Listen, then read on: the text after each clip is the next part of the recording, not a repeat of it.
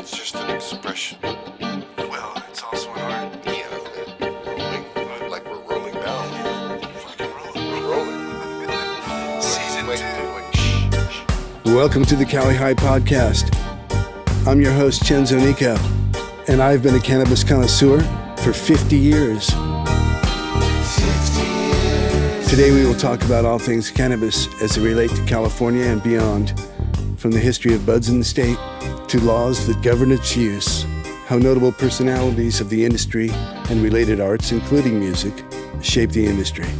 We will bring you reports from dispensaries, cultivators, medical patients, and recreational users. Hi folks, this is Cenzo Nico, your host. I'm here with Joe, the sound guy. Hi, I'm Joe, the sound guy. And this week, episode 16, we have Sami Bundlez of Seven Leaves, one of the coolest guys in the industry. Bundles of leaves. They're up in Sacramento. They have they're building out a 1,000+ light grow, and they have some of the amazing strains that are all basically gelato based, or at least that's what he thinks. And he's passionate about it. He's very passionate about it. Yeah. And not only that, he's well connected. He used to be a promoter. Yeah, into music. Very cool. Very cool. And maybe we can jam with him one day. That'd be fun. One of his partners is Matt Barnes, an ex-NBA guy. An ex-NBA? Yeah. Do they have an ex-NBA? Sorry. No? Well, Matt No. Barnes retired from the NBA. Yeah, okay. He has one of the coolest podcasts other than ours. Oh, yeah, called I saw. All You the showed me Smoke. that. That was, Yeah. wow. Where they a were lot of smoke in that room. titled All the Smoke. Oh, the smoke. Basically about basketball. And I would say that, well, you know, the last interview that Kobe Bryant ever did was with All the Smoke. Wow. Yeah. I did not know that. Yep.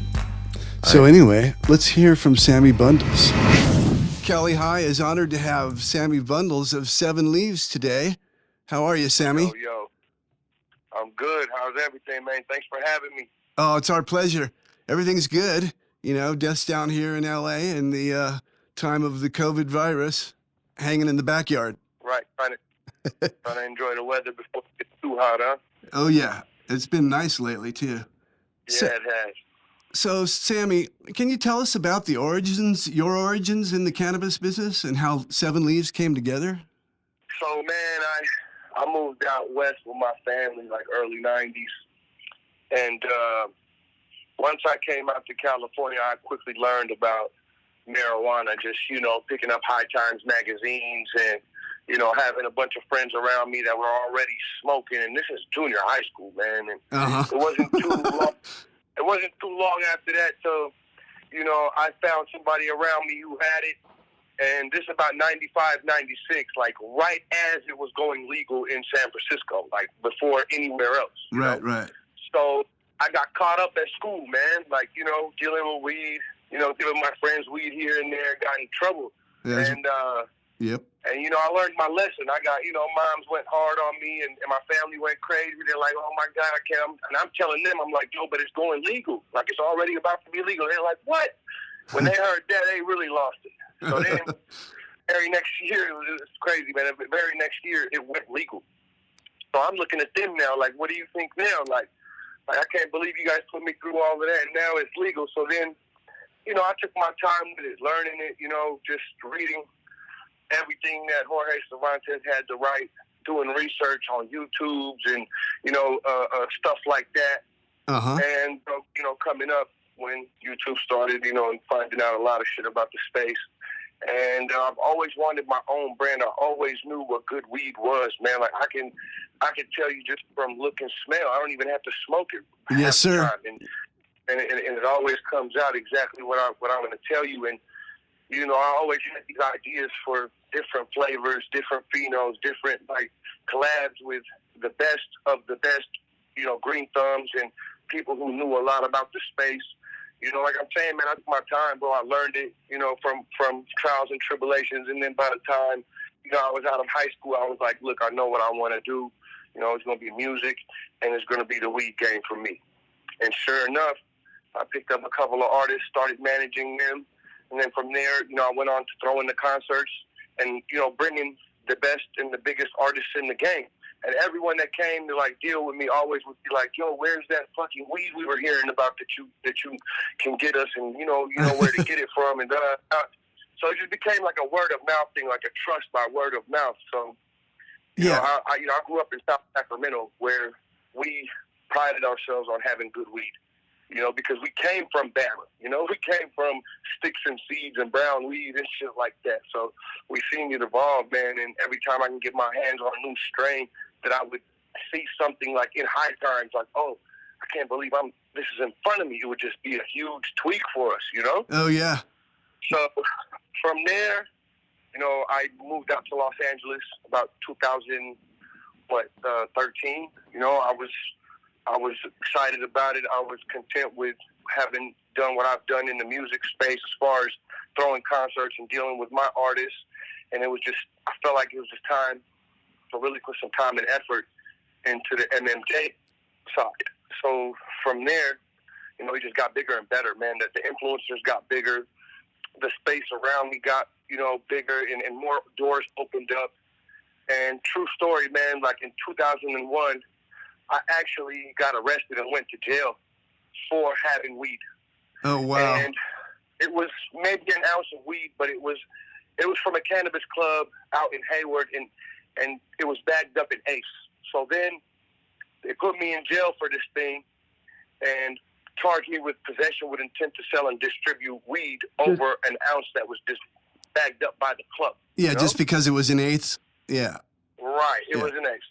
So then instantly, you know, I got in my medical card. I went to the health department in Sacramento. I signed up with them. They gave me a bunch of paperwork. They were like, well, now you can't go to jail for this. And it happened again. So that, if you know anything about that, qualifies me now, you know, for tier 1 of the equity program. Oh, that's excellent. So, yeah, because I don't have that. That was the only thing on my record. Like, it literally messed up so many things for me throughout my life, but it was a blessing in disguise. You see what I'm saying? Oh, yeah, a little social justice coming your way, bro. Yep. Well So deserved. then I got to L.A. Yeah, so now I'm in L.A., man, working with every artist you could think of, you know, big and small. I really don't discriminate, you know, and we're smoking good weed, and I don't know how Seven Leaves jumped into my lap, man. It came from, you know, I helped brand and market the whole Runs thing with my brother LB and a couple of other people, you know what I'm saying? And it all kind of happened like at my house, around me, you know, a few different strains, you know, Grunts, Ether, all the Run stuff, like, you know, Jokes Up, Chili Wonka, like all that was kind of around me, and I was more hands-on with it, you know, than Seven Leaves at the time, because we didn't have Seven Leaves yet. Uh-huh. So once Runs got off the ground, man, I kind of like took the same model that I helped bring to the table myself from my end, and went and I found Seven Leaves. That jumped into my lap because one of my really good friends of 10 years was growing there, and he was like, listen, I see what you're doing, you know, the whole influencers, you know, throwing concerts, weed, like that's kind of the direction we want to take this company in. And we know if we go with these models that one day, you know, we'll have doors open up for us as they do to these bigger companies that we kind of look up to, you know, and the companies that we would like to look at and consider sister companies of ours, like Skittles, like the Sherbinskis and the Cookies and everyone that we deal with. And, you know, great companies. Those are all my people. Like, I grew up watching Fern and Sherbinski and, you know, all those guys, and Fields from Skittles. So I started thinking about the branding of this company and the marketing of this company. And they had some really, really, really good genetics, man. And all we needed was to show people what we got. Yeah, and I'm very impressed with your strains, I must say. Thank you. And long story short, man, we just came up with some really good ideas, man, and we got some really good weed, and here we are. You know? Well, let me ask you a question. You've got like strains that I've never even heard the names of before, so I just got to ask, like the Vovo, the Bruce Banner, Bonbons, what are the origins of those strains? Okay, so the origins of the strains are mostly Gelato phenos that we hunted ourselves, and we had the help of Dungeon Vaults Genetics, which is a company that is exclusively working with Seven Leaves. Yeah. And majority of these strains are all gelato flavors, just because right now we're kind of into the ice cream flavors, the candy flavors. You know, everybody is with that, with what's going on. So we didn't want to veer too far away from. And we came up with our own, man. And a lot of these flavors were crossed with Gelato 41, you know, people's gushers. And, you know, we got some triple mint in there. We have, man, it's crossed with so many different things that I probably couldn't sit there and tell you. Like, my grower is probably sitting there right now listening, like, yo, it's with this, not this. This, not, you know what I mean? So I don't mess it up. But majority of the time, it's a gelato pheno, and it comes from all over the place. It's not just from California. Like, we have guys that, you know, are working hands-on and up in Portland. You know what I'm saying? I do. Constantly and consistently working on, you know, seeds and tissue culturing our babies and stuff like that, you know? Yep, trying to build the strain base, huh? Yes, sir. So, you know, I hear you've got a new facility up in Sacramento, and a while back there, Matt Barnes was telling me you guys had 1,000 lights. Is that true? You know what? It's getting there for sure. Yeah. Right now, as we speak, we're probably at about 5, 6. But when the new build out, and it's all on the same property, and as soon as the build out is done, we'll probably have a little over 1,000 lights. Yes. And you guys are using renewable energy, I hear, as well. That's commendable. But yes, majority of our grow is renewable energy for sure. What types of nutrients do you use? Man, we would like to keep that a secret. Okay. Because we have our own blend to use, man. You know, we want to put much about how we're getting it done. It's just, you know, yeah, I hear it's you, happening for sure. Yeah, Santa Cruz Cattle Farms wouldn't tell us their secret either. Yeah, bro, my grower would be like, are you stupid? Yeah. My grower would be like, are you crazy? Wow. So how did you get hooked up with Matt? Man, Matt is from Sacramento, and I was going to watch Matt play long before I met Matt. You know, like right before I moved out to Los Angeles, and this is a good, 6, 7 years now. Jason Barnes is actually one of my really close friends. So I've always known that. Is that Matt's brother? Matt, yeah, that's his brother. So I always knew that Matt would like to partake. You know, we were his little homies, but I always knew, like, he likes to partake. He wants to get more knowledgeable about the space. He wants to know how he can help more. He doesn't just want to smoke. He wants to know how he can help with just everything. And it's very intelligent, actually. Jumped in my and lap. hands-on. Yeah, like once Seven Leaves jumped in my lap, I knew exactly who I had to call and what we needed to do. And it went from there. And, I'm super thankful and appreciative of him, and all the owners of Seven Leaves, man, Mike and Gary and Tyler and all my business partners, and, for giving us the opportunity to show them what we got here and where this thing can go, because it is growing, and we're just trying to stay consistent and, keep positive energy and deliver the best of what we can grow. Where can our listeners get a hold of some Seven Leaves buds down here in LA? Okay. So if you go on to Weed Maps, is probably the best way, man. Just go on Weed Maps, type in Seven Leaves, and it'll lead you to all the dispensaries in SoCal that you can get it. And we're in about maybe 10 of them. One of them, like, that people are really familiar with, is Cookies Melrose. We're also at Dr. Green Thumb Selmar. We're at the Herbarium. I'm pretty sure by the time the listeners get over there that they will be restocked. Right? There's so many. There's deliveries, there's dispensaries, so many of them. Excellent. Well, we'll check that out, definitely. So what about future plans for Seven Leaves? Future plans is this lifestyle brand is going to be building more things for people to be involved with other than just flower and getting high and smoking and stuff like that. Like, we're working on a program right now where if you don't know how to medicate, or if you're over-medicating, or you need to speak to someone about quitting even. Mm-hmm. We will have a program for you to get involved with, or a hotline for you to call and speak to someone. Oh, that's very and cool. we just feel like it's really important, man, to tend to our friends and family members, because that's why we consider them all, like we're all people, and we're all on the same, like our feet are all on the same ground, and we're all doing the same things. So we just want everyone to know that this lifestyle brand isn't here to like manipulate anyone or fill up their pockets or run. Like, God knows we're all good already. We Absolutely. just kind of wanted to be a part of something that's more healing than hurting, That's commendable, bro. Thank So you. let me ask you a question. How is the licensing process in Sacramento compared to other areas in California? It's pretty tough, man. Like, it's pretty. If you know anything about Sacramento, they like to make examples out of us more than anyone.